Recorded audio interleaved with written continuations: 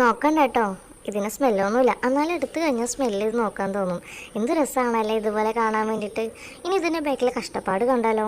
ഇതുപോലുള്ള ഫോം ഷീറ്റിൽ നമ്മൾ ഫ്ലവർ കട്ടർ വെച്ചിട്ടാണ് ഇത് ചെയ്യുന്നത്. ഇത് കട്ട് ചെയ്തെടുത്ത് കഴിയുമ്പോൾ നല്ല ഭംഗിയുള്ള ഫ്ലവർ ഷേപ്പിലുള്ള പീസുകൾ നമുക്ക് കിട്ടും. അടുത്തത് സ്റ്റെമ്മാണ്. സ്റ്റെം ഉണ്ടാക്കുന്ന വീഡിയോ ഞാൻ അടുത്തതിൽ അപ്ഡേറ്റ് ചെയ്യാം കേട്ടോ. ഞാൻ ഓൾറെഡി ഉണ്ടാക്കി വെച്ചിരുന്ന സ്റ്റെമ്മാണ് ഇത്. നമുക്ക് ആവശ്യത്തിനനുസരിച്ച് ഇതാണ് ഇതിൻ്റെ സെക്കൻഡ് സ്റ്റെപ്പ്.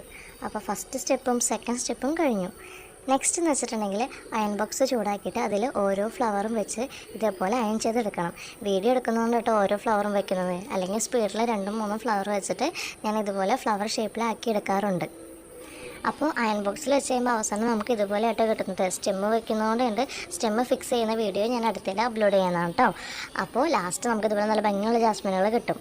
ഇതിൽ ഏറ്റവും ഇഷ്ടമുള്ള പാട്ട് എന്ന് പറഞ്ഞാൽ പൂ കെട്ടുന്നതാണ് കേട്ടോ. എനിക്ക് ഒരുപാട് ഇഷ്ടം പൂ ഇങ്ങനെ കെട്ടാൻ വേണ്ടി. എൻ്റെ ഫ്രണ്ടിൽ നിന്ന് കേട്ടോ ഞാൻ ഈ പൂ കെട്ടുന്നത് പഠിച്ചത്. അപ്പോൾ നമ്മളൊരു ജാസ്മിൻ്റെ സ്ട്രിങ് ഉണ്ടാക്കുകയാണെങ്കിൽ അതിൻ്റെ പിന്നിൽ ഒരുപാട് കഷ്ടപ്പാടുകളുണ്ട്. ഇതിന് ഒരു മുഴത്തിന് റേറ്റൊക്കെ പറഞ്ഞാൽ ആർക്കും അത് അക്സെപ്റ്റ് ചെയ്യാൻ പറ്റില്ല. പക്ഷേ ഒരുപാട് കഷ്ടപ്പാടിൻ്റെ ഫലമാണ് നമുക്ക് ഇതുപോലെ നല്ല ഭംഗിയുള്ള ജാസ്മിൻ സ്റ്റിക്ക് കിട്ടുന്നത്. അപ്പോൾ വീഡിയോ ഇഷ്ടപ്പെട്ടവർ ലൈക്ക് ചെയ്യുക, ഷെയർ ചെയ്യുക, ഫോളോ ചെയ്യുക. ഇത് ആവശ്യമുള്ളവർ ഒട്ടും തന്നെ DM ചെയ്യുക. Thank you for watching. Bye bye.